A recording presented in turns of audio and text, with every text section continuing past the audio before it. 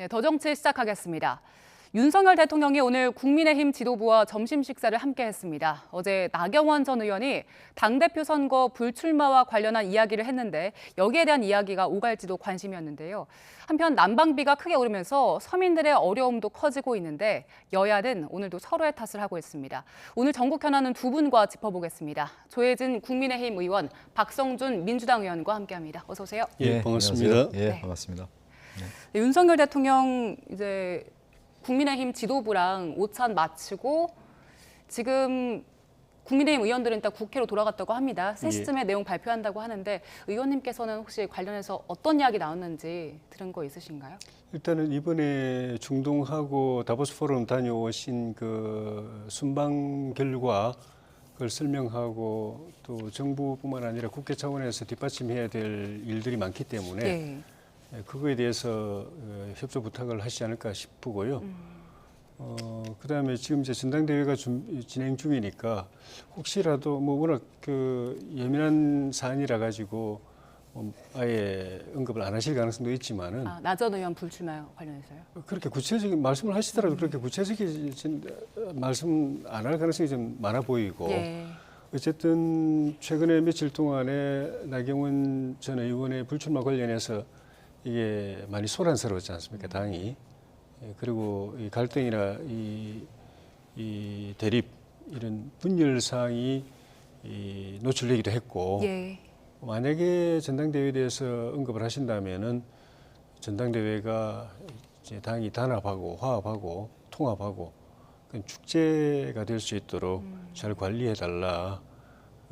경쟁 과정에서 과열되거나 또 서로 균열이 생기거나 갈등이 정폭되거나 그런 일이 없었으면 좋겠다는 정도의 원론적 희망사항 정도 말씀하실 가능성은 뭐 있어 보입니다. 네. 예. 어제 상황들에서 박 의원님 어떻게 보셨는지 간단하게만 좀 들어볼게요. 아니 저는 뭐 일단은 뭐 윤석열 대통령과 지도부가 이제 식사한다는 것은 매우 좋은 일이죠. 왜 그러냐면 이제 당정이 같이 이렇게 서로 만나서 얘기를 하고 허심탄회하게 국정 현안에 대한 얘기하는 건 좋은 건데 단순하게 이제 식사만 해서는 안 된다는 거예요. 대통령과 지도부가 만났을 때 현실 진단이 명확해야 되는 것이죠. 그 진단은 냉정한 판단하에서 이루어지고 그 다음에 대안들이 나오는 건데 지금 보면 단순하게 좀 지도부가 만나서 그냥 대통령의 하명을 듣는 그런 자리가 아닌가 싶은 생각이 좀 들어서 지금의 국정이 얼마나 어려운 시기입니까? 특히 뭐 난방비도 뿐만 아니라 지금 생활 물가도 오르고 특히 이제 외교 상황에 대한 분명한 현실 인식도 있어야 되는 건데 저는 그렇지가 못한 것이 좀 아쉬움이 있다는 생각이 좀 들어서 오늘 혹시 만났다고 하면 그런 얘기들이 허심탄회하게 해서 대통령이 그것을 인식을 해서 국정에 대해서 선순환 구조로 만들어가는 것이 이제 대통령과 지도부의 만남이 아닌가 싶은데 그렇지 못하다는 생각이 좀 들어서 좀 아쉬움이 있는 것 같고 앞으로는 좀 더 그런 전향적인 얘기들이 좀 더 나왔으면 좋겠다는 생각이 좀 들고요. 예. 그 다음에 이제 나경원 뭐 전 의원의 이제 불출마 관련해서는 지금 엄연하게 우리가 바라볼 때 그런 것이죠. 이미 윤석열 대통령이 국민의힘 내부의 정치에 대해서 개입하고 있다는 것은 누구나 다 알고 있는 거 아닙니까? 실제 그렇게 하고 있는 것 같은 느낌을 받게 되는 거고요. 과연 그러면 지금의 있는 정치에서 대통령이 국민의힘 내부에 있는 전당대회 일까지 모두 하나하나 간섭하는 것이 지금 정치에 맞는 것이냐? 그리고 국민의힘에 있는 의원들은 그것을 다 따라가 주는 것이 맞는 것이냐? 그것은 국민의힘에 있는 과제이고 앞으로 넘어갈 사안이겠죠. 예. 네. 당무의 비판에 대한 이야기를 해주셨는데 여기에 대해서 좀 이제 뭐 당권 경쟁 너무 뜨거워지는 거에 대한 경계의 목소리 이런 얘기는 안 했을까요? 그건 우리 당원들도 똑같이 걱정하고 있는 것 같습니다. 지금 내년 총선까지는 어쨌든 간에 국회에서 우리가 집권당이면서 여소야대 소수 여당인데 내년 총선에서 이기기 위해서 그렇지만은 남은 기간 동안에 국정 운영의 탄력을 받고 동력이 제대로 이어지려면은 우리 내부가 단합하는 것 이외에는 지금으로서는 의석을 바꿀 수는 없기 때문에 집권 여당 범여권 내부가 화합하고 통합해야 되는데 새로운 지도부를 선출하는 과정에서 그런 결속이 더 강화돼야 되는데 서로 선의 경쟁을 하더라도 선의의 경쟁, 신사적인 경쟁 또 보기 좋은 경쟁을 하면서 전체적으로 보면은 화학적으로 서로 결합하고 화합하고 통합하는 쪽으로 가야 되는데 초기에 지금 이제 전당대회 초기 단계에 들어갔는데 초기에 보이는 모습은 약간 과열 그리고 좀 소란스러운 모습, 또 갈등이 또 증폭되는 모습 이런 것 때문에 평당원들도 다 걱정을 하고 있어서 우리 대통령은 당원 가운데서도 가장 그 어뜸이 되는 제일 어른인 당원이시기 때문에 당연히 걱정하시겠죠. 예. 그래서 만약에 전당대회에 대해서 당부의 말씀을 하신다면은 이제 시작이니까 앞으로 한 40일 가량 남은 이 전당대회 과정을 지도부가 잘 관리를 해서 당원이나 국민들 걱정하지 않고 또 좋은 모습으로 경쟁력 있는 또 내년 총선을 승리로 이끌 수 있는 그런 역량 있는 지도부를 뽑아달라는 정도의 당부의 말씀은 하실 가능성이 있다고 보여집니다. 예. 저는 이제 그 한 말씀 좀 드리면 나경원 전 의원 이제 불출마하는 걸 보면 이제 전당대회라고 하는 것은 우리가 얘기하는 축제장 아니겠습니까? 축제가 되려고 하면은 모든 당 대표에 나올 수 있는 사람에게 공정한 기회를 줘야 되는 거예요. 기회가 균등해야 되는 거고 그 과정이 공정해야 되는 거야. 그래서 결과에 수용해야 하는 것이 전당대회인 것이죠. 그것이 이제 정치 과정이라고 할 수가 있는 건데 지금 옆에서 좀 쭉 지켜보면 국민의힘 전당대회라고 하는 것은 윤석열 대통령이 얘기했던 공정과 상식이 멀어요. 불공정 게임이 이미 들어가고 있는 것 같아요. 그러니까 예를 들면 당원 당규도 바꾸고 누군가를 위해서 또 이번에 나경원 전 대표 같은 경우는 전 의원 같은 경우는 이미 어떻게 보면 압박과 협박에 의해서 물러나는 모습이고 공정한 룰이 적용되지 않는다는 거고 이미 대통령이 누군가를 찍어서 이 사람을 시켜야 된다라고 하는 그러한 모습으로 전당대회가 가기 때문에 과연 이 전당대회가 공정하느냐. 그러니까 정치에 있어서의 과정이라고 하는 것은 결국 국민들이나 모든 사람이 수용할 수 있어야 되는 건데 그 과정 자체가 제가 볼 때는 네. 좀 불투명하고 불공정 게임으로 가고 있는 것이 아니냐 이런 생각이 좀 들었습니다. 네, 일단 오늘 점심 식사를 하면서 나눴던 이야기는 잠시 뒤 3시쯤에 브리핑을 한다고 하니 그때 저희가 또 따로 전해드릴 거고요. 그 짧게 한 말씀만 드리면 예. 대통령도 옛날에는 당 총재거나 당 대표였기 때문에 당연히 당무에 직접적으로 뭐 이제 지시도 하고 다 하셨지만 지금은 총재나 대표가 없어진 상황입니다. 그렇지만 또 전체 우리 80만 당원을 놓고 보면은 제일 영향력이 큰 당원이시죠. 또 우리 대통령께서 우리 당원이기 때문에 우리 국민의힘이 집권당이 되는 거고 여당이 되는 것이고 만약에 대통령께서 뭐 우리 국민의힘하고 뜻이 안 맞아가지고 오늘이라도 뭐 당직을 정리해 버린다. 탈당을 해버린다 그러면은 오늘 저녁부터 우리 당은 그냥 야당이 됩니다.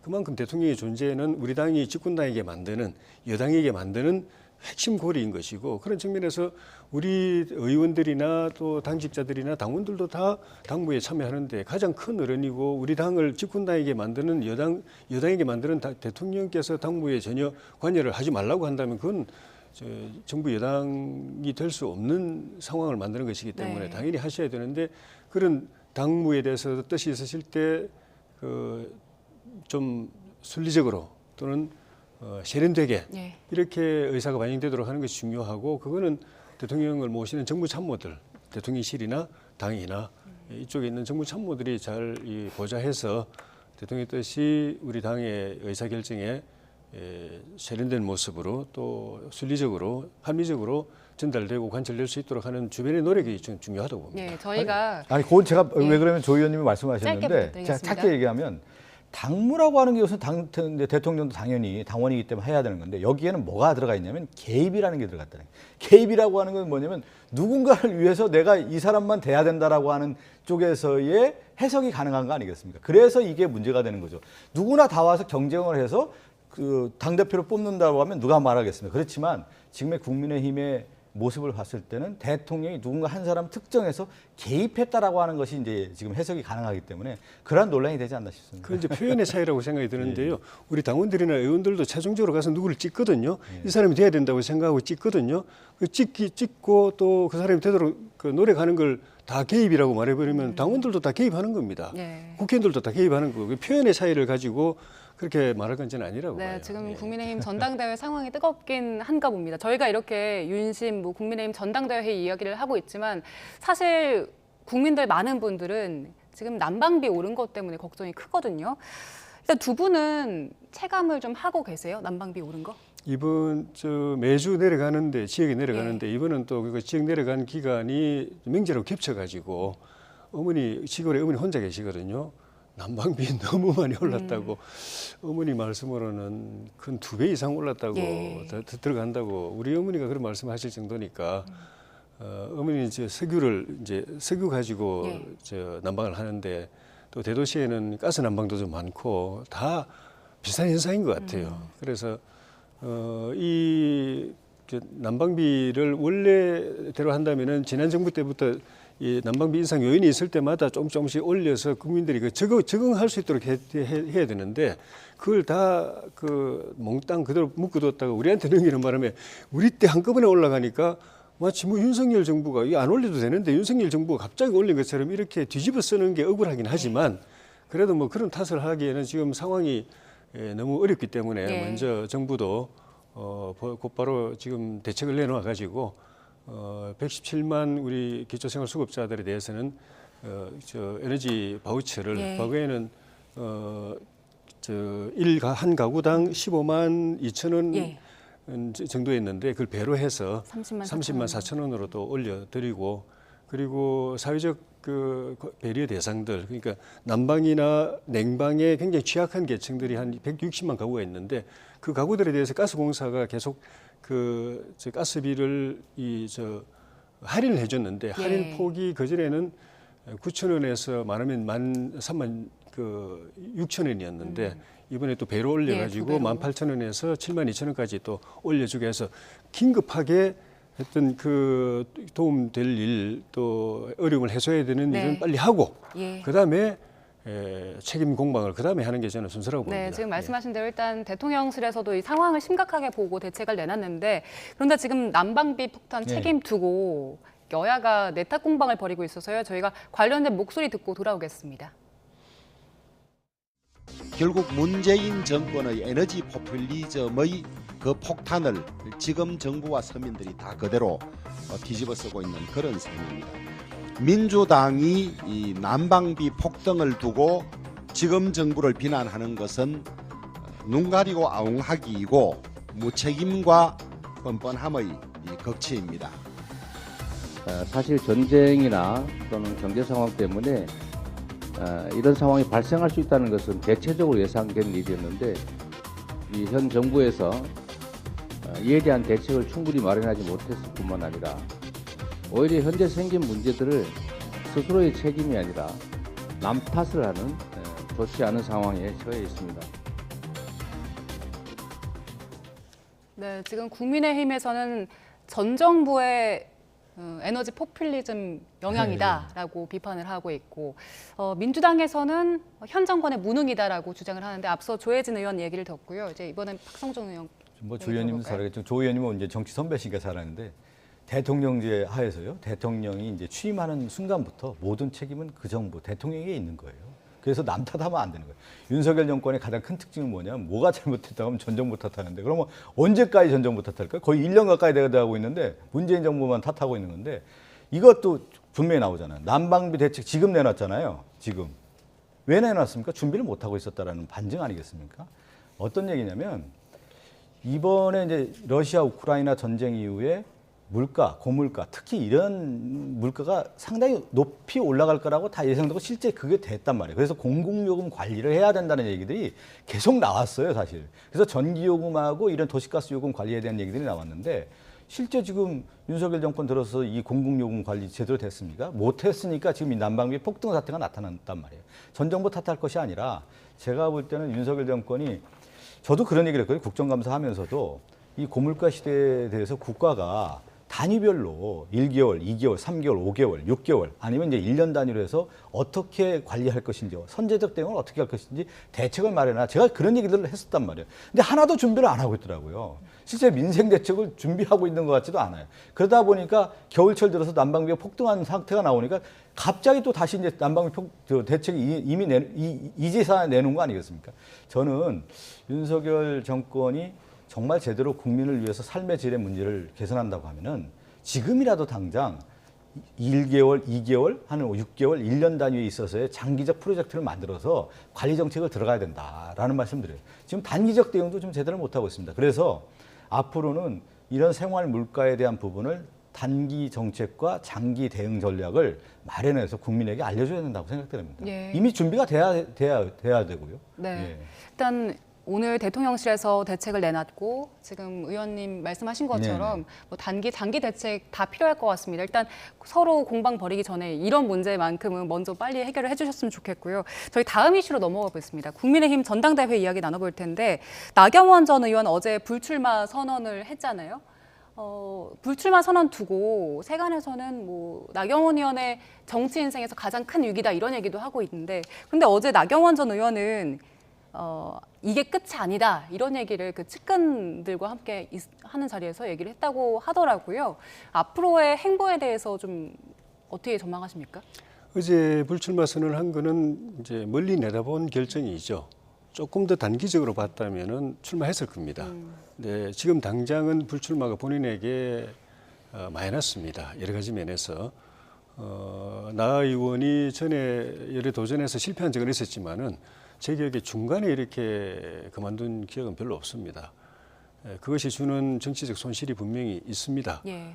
그런 걸 생각하면 무조건 일단은 출마하고 봐야 되겠다라고 했을 텐데 그렇게 출마했을 때 자기의 존재감은 보여줄 수 있고 내가 표가 이 정도 된다는 건 보여줄 수 있고 내가 당선 안 돼도 누구 못 되게는 할 수 있어 또는 누구 되게는 만들 수 있어 이런 정도의 자기 이 존재의식이라든지 또 득표 기반 이런 건 보여줄 수 있겠지만은 장기적으로 보면 그거는 손실입니다. 전당대회에서 이번 전당대회에서 역할 없을 거라고 선을 긋긴 했는데 앞으로 그럼 뭐 총선이라든지 당 내에서 어떤 역할을 할까요? 일단은 이런 결정을 하게 된 그 기본 그 취지는 윤석열 대통령과의 관계를 과거와 같은 그런 신뢰의 관계, 친밀한 친숙한 신뢰의 관계를 회복해야 된다라는 게 그게 제일 본인의 장기적 정치 인생을 가는 데 있어 가지고 중요한 과제다, 핵심 과제다라고 생각했기 때문에 그러려면 일단은 불출마해야 된다고 그렇게 결정을 내린 것 같고 이제부터는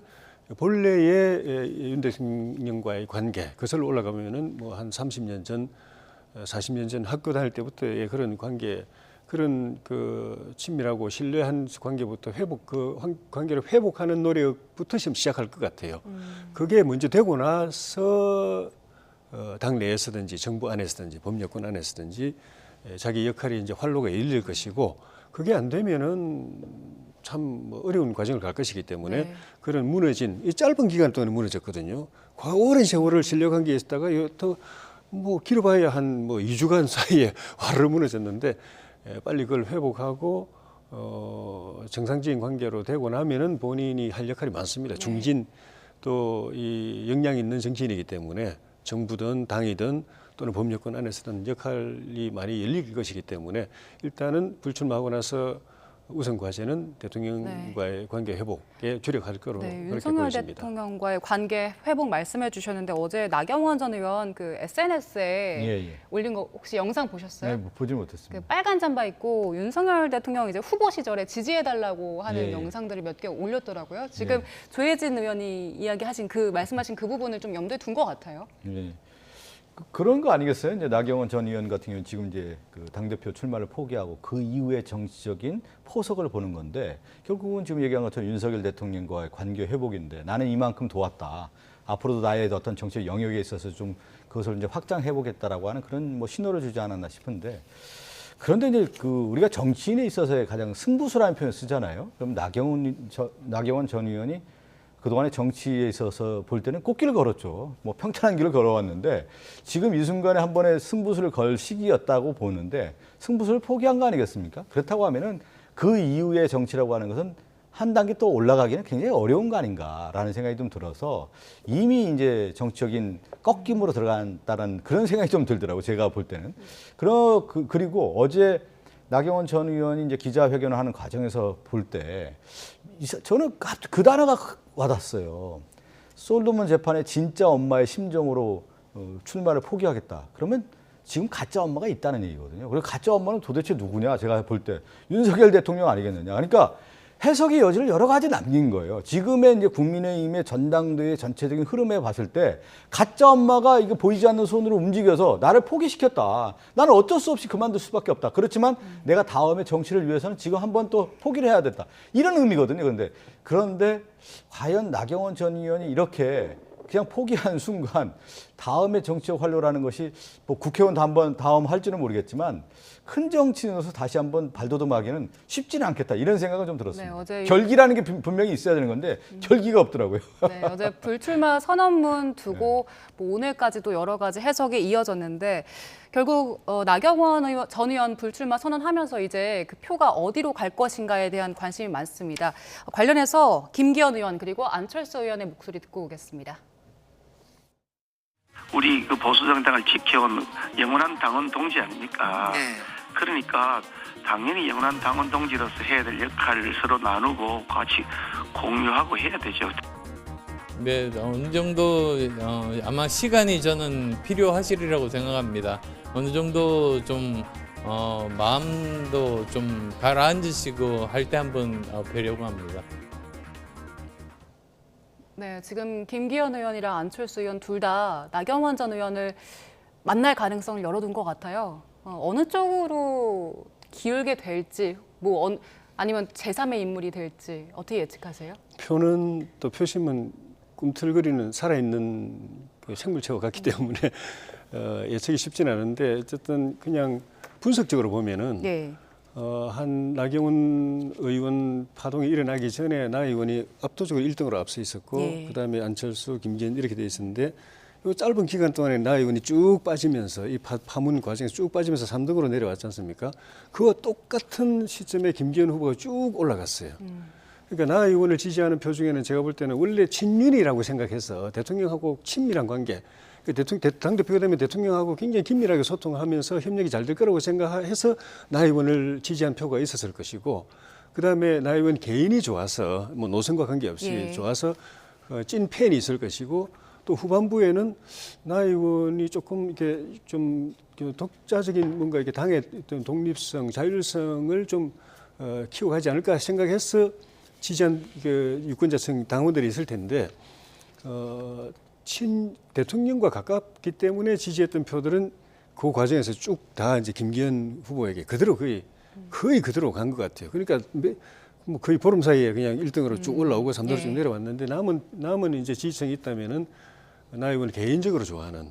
그다음에 약간 비윤이라고 하기 좀 그렇지만은 굳이 따지자면 약간 비윤적 지지층이 있을 수 있는데, 비윤적 지지층은 또 모르겠습니다만은 개인 나 의원이 좋아서 지지했던 표는 결국은 이제 어디로 가야 되는데 그 중에는 결국 그 김기현 후보 쪽에 갈 표도 있을 것이고, 안철수 후보 쪽에 갈 표도 있을 것이고, 또 수도권 연대 구상 쪽에서는 이제 안철수 후보 쪽이 또 흡수력이 있고, 또 반면에 김기현 후보는 김장 연대를 예. 폐지하고 매연 확장, 또 연포탕으로. 수도권 그 쪽으로 이제 집중 공략을 하고 있기 때문에 또 그쪽으로도 일부 흡수할 수 있는 그런 구도인데, 전체적으로 이렇게 이 비중이 어느 쪽으로 유불리가 확 갈지는 조금 더 봐야 될 것 같아요. 시나리오가 여러 가지 나오는 것 같아요. 근데 예. 지금 남은 가장 큰 변수가 이제 유승민 전 의원이 과연 출마를 할 것이냐, 한다면 언제 할 것이냐인데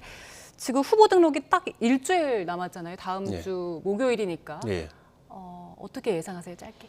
유승민 후보도 대통령 그 선거까지 나왔던 나름 비중 있고 급수가 있는 분이거든요. 그러니까 이 선거판에서 무슨 쪽파처럼 이렇게 역할하거나 그러지는 않으실 거고, 예를 들면 나 의원이 이제 그만두면서 그 표가 예를 들면 본인이 나왔을 때 본인이 흡수해가지고 3강 구도로 만들 수 있다든지, 또는 3강에서 최종 결선 투표까지도 그 희망이 보인다든지 하면은 이제 긍정적으로 생각하실 것 같고, 그런 전망이 안 보이면은 좀 가능성이 좀 참여하실 가능성이 좀 떨어지지 않을까 그렇게 보이십니다. 민주당 입장에서는 네네. 지금 여기 유승민 전 의원 아직 뭐 선언을 하진 않았지만 김기현, 안철수, 유승민 이 세 분 중에서 어떤 사람이 당대표 되는 게 제일 좀 경계가 될까요? 뭐 그렇게 경계할 필요는 없는 것 같고요. 자, 내년 총선 같은 경우는 사실은 윤석열 대통령에 대한 정권 심판론이 가장 우세할 것 같기 때문에, 그렇지만 그런 건 있었겠죠. 나경원 전 의원이 이제 당대표 주자로서 1등을 했던 이유 중에 하나는 뭐냐면, 역시 이제 윤석열 대통령뿐만 아니라 총선에서의 승리할 수 있는 가장 근본적인 기지, 이제 근거지라고 하는 것은 수도권 아니겠습니까? 수도권에 있어서 중도층이라든가 수도권 민심을 공략해서 그것을 표로 결집시킬 수 있는 후보가 누구냐 봤을 때 나경원 전 의원이 좀 더 우세하지 않겠냐라고 하는 것이 결국 이제 국민의힘 내부에 여론이 있었던 거거든요. 그렇기 때문에 나경원 전 의원의 상승 효과가 분명히 있었는데 이 나경원 전 의원이 이제 빠지면서 김기현 의원 같은 경우는 누구냐면 결국은 국민의힘의 가장 핵심 지역이라고 하는 영남 후보 아닙니까? 그러니까 영남 후보의 전진 기지를 삼아서 다음에 이제 정치를 더 확장하겠다고 하는데 과연 김기현 의원이 수도권 확장을 할 수 있는 인물이냐? 그것은 저는 그렇지는 않다고 봐요. 그렇기 때문에 결국은 확장력보다는 정권 심판론이 더 강화될 수 있는 당대표가 된다고 하면 그렇게 될 가능성이 크다. 이렇게 보여지는 것이고요. 유승민 전 의원 같은 경우는 이미 승부수를 띄웠죠. 어떤 승부수를 띄웠냐면 다음을 보고 하는 거 아니겠습니까? 윤석열 정부가 이렇게 가서는 어렵다고 판단을 한 거죠. 유승민 전 의원은. 그랬을 경우에 당 내부에서 비판적 목소리를 내세워서 일정한 정책 입지를 구축한 다음에 다음까지 보겠다는 거기 때문에 저는 당대표에 나가서 떨어지는 되든 상관없이 유승민 전 의원의 정책 입지는 계속 유효할 것이다. 왜 그러냐면 하나 예를 들면 그 지난번에 원내대표 선거할 때 조 의원님 그 주호영 의원하고 이용우 의원이었나요? 당내에서도 그 당시 주호영이 완사이드하게 이길 거라 봤단 말이에요. 근데 표 분석에 봤을 때 6대 4가 나왔다는 건 뭐냐면 윤석열 정권의 당내에서도 비판적인 목소리가 분명히 있는 거예요. 이대로 가서는 어렵다고 보는 판단이 의원들 중에서도 40%가 있다는 것을 엄연히 받아들여야 되는 거거든요. 그랬을 경우에 유승민 전 의원은 아마 이러한 정치적인 그림을 보고 하나하나 두고 가지 않나 싶습니다. 네, 마지막으로 저희 네. 그 민주당 이야기 좀 짧게 네네. 짚어보겠습니다. 지금 이재명 대표 이틀 뒤에 검찰 소환 예정이 돼 있어서요. 당내 분위기 어떻게 파악하고 계신지 좀 들어보겠습니다. 지금 이제 민주당은 이런 거죠. 야당이 지금 특히 이제 검찰의 수사에 의해서 야당이 탄압받고 특히 민주당의 이재명 당대표에 대한 정적 제고의 모습을 가기 때문에 지금 이 순간에서는 단일 대우를 형성해야만 민주당이 이 험난한 파고를 넘을 수 있다라고 하는 것이 대체적으로 민주당 의원들의 하나 같은 생각이 아니냐라고 좀 볼 수가 있는 것이죠. 어제 뭐 예를 들면 비명계가 목소리 있다고 하지만 그것은 예. 소수에 불과한 것 같고 전체적인 분위기는 이 어려운 위기를 극복해야 되는 데 있어서는 몸을 하나로 마음을 모아야 된다는 생각을 갖고 있다고 지금은 봅니다. 단일 대우 그렇죠. 분위기가 좀 강하다. 지금 민주당 상황 한번. 고민이 점점 깊어지죠. 이제 28일 또 2차 소환 앞두고 이재명 대표의 행보가 민주당의 그 근거지라고 할 수 있는 호남에 가고 또 당내 의원들 가운데 가장 그 강력한 우군이라고 할 수 있는 이제 철험회하고 만나 식사하고 이런 걸 보면은 본인이 안고 있는 리스크에 대한 이 부담이 점점 더 커져가고 있는 그런 느낌이 듭니다. 또 이번에 2차 소환 때는 뭐 의원들은 같이 동행하지 않고 본인과 변호인만 예. 가겠다고 그렇게 이제 이야기하는 것 같은데 그럼에도 불구하고 정치적인 이 백업 뒤에서 밀어주는 게 필요하다는 그 판단. 그러니까 단순히 이 검사 앞에서 혐의를 가지고 사실관계나 법리 가지고 이 논쟁해가지고는 없기가 어렵고 예. 정치적으로 계속 이제 검찰을 압박하고 나중에 최종적으로 이제 법원을 압박해야 된다는 그 전략 때문에 이런 정치적 세력 이렇게 뭐랄까요 좀 압박하는 힘의 결집을 위해서 예. 호남에도 가고 철원에도 만나고 이렇게 하시는 건 아닌가 그런 생각이 들어서 이 사건에 대한 이재명 대표의 접근 방식은 크게 바뀐 거 없는 것 같습니다. 네, 알겠습니다. 제가 잠깐 뭐 영상 하나만 보면 그 민주당하고 국민의힘에 극렬하게 그 구분되는 화면이 하나 있어요. 그걸 아마 놓친 분들이 계실 것 같은데 국민의힘은 정진석 그 비대위원장뿐만 아니라 의원들 중심으로 쭉 걸어오는 장면이 항상 화면에 잡히고 이 이재명 대표는 기자들이 다 둘러싸여 있거든요. 그건 뭐냐면 결국 뉴스의 인물이 이재명 대표인 거예요. 그리고 하나는 뭐냐면 국민의힘은 취재할 내용이 없는 거예요. 네. 그렇게 보면 되는 겁니다. 그래서 뉴스는 앞으로도 계속 이재명 당대표 중심으로 갈 수밖에 없는 것이죠. 네, 자, 오늘 이야기는 여기서 마무리를 하겠습니다. 자, 오늘 전국 현안 두 분과 짚어봤습니다. 조혜진 국민의힘 의원, 박성준 민주당 의원과 함께했습니다. 고맙습니다. 네, 고맙습니다.